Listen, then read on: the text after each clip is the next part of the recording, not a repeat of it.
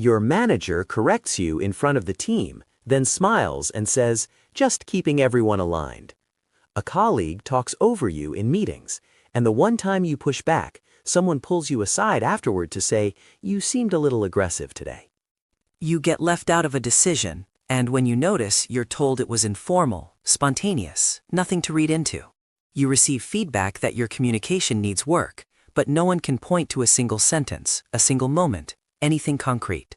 Your work gets scrutinized at a level no one else's does, and errors that would pass without comment if someone else made them become, in your case, patterns worth documenting.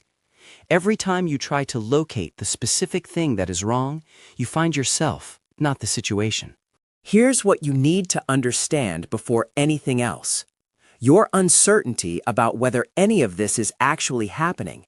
That uncertainty is not a failure of your perception. It is evidence that the system is functioning exactly as intended. The reason you have not been able to name it is not because you were wrong about what you sensed. It is because you were handed the wrong explanation for what you were sensing. You were told it was a conflict, a misunderstanding, a matter of fit. It is none of those things. Now look at what this has already done to you. You check your messages more than you should, not because something is pending, but because you are trying to read the temperature of the room before you walk into it. You rehearse conversations in advance. You over-explain decisions you used to make without a second thought. You have apologized for things that did not require an apology. And after the apology, you cannot entirely explain why you gave it. You dissect your own emails before sending them. You leave meetings and immediately replay what you said, searching for what might be used against you later. Meetings produce anxiety before they start. You used to have opinions you delivered without calculating what it would cost you first. That version of yourself has gotten quieter and quieter. You have probably told yourself that his professional maturity, or growth, or learning to pick your battles. It is none of those things. That contraction, that careful, hyper-monitored, preemptive version of yourself you have become is what sustained exposure to an unpredictable social environment does to a person's behavior. Your nervous system adapted to a situation where the rules were enforced inconsistently and where the consequences fell only on you. That adaptation is not weakness. Your nervous system read the environment correctly. The environment is the problem. Now look at what that environment is actually constructed from. Think about a meeting where you raised something legitimate and the response was not about what you raised. It was about how you raised it. You were too blunt, too forceful, too much of something that no one could precisely define. The substance of your concern disappeared entirely. Now you were defending your manner instead of being heard, and the original issue went unredressed while you explained yourself. What happened in that exchange is a technique. The focus was shifted deliberately from the content to the delivery, which neutralized your point, while simultaneously repositioning you as someone who communicates poorly. 2 outcomes in 90 seconds, no record of either. Think about the moments where you met a standard and the standard moved. Where you completed something carefully and the criteria shifted before the approval came. Where there was no version of your performance that resulted in consistent acknowledgement, and you kept working harder, trying to find the version that would satisfy the bar. That increased effort is not coincidental. The bar is not meant to be reached. It is calibrated to stay just ahead of you, close enough to pursue, far enough to keep your attention on your own performance rather than on the pattern underneath it. Think about being corrected in front of other people. Think about how that feels different from being corrected in private. It is different, not because the content of the correction changed, but because public correction sends a social signal that is entirely independent of whatever the correction was about. It establishes hierarchy in the room. It tells every person watching where you rank relative to the person speaking.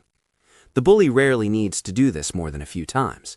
After that, the positioning holds on its own without further effort. And think about your reputation inside this organization, not what you have done, but how you are discussed. You may have already sensed that some people carry a version of you that you did not create, that your contributions get absorbed and your mistakes get circulated. By the time you walk into a room, the perception of you has already been shaped. because controlling how people see you is more efficient than controlling what you do. None of this requires a calculated, self-aware villain. That image actually makes the pattern harder to recognize. The behavior is protection of existing rank. It follows social logic rather than emotional dysfunction, which means it is consistent, repeatable, and highly effective. And here is the specific part that explains why nobody around you seems to see it. It operates precisely inside the boundary of what can be proven. The damage lands in tone, not in text. The exclusion is framed as coincidence.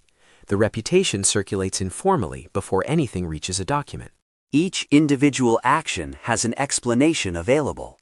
It is only the pattern that reveals the function, and patterns are not accepted as evidence in formal processes. This is why your coworkers say nothing. They see more than they are acknowledging. They notice who gets credited and who gets absorbed. They notice whose ideas get taken seriously and whose get the small practice skepticism before the room has even heard them out. They have registered the pattern.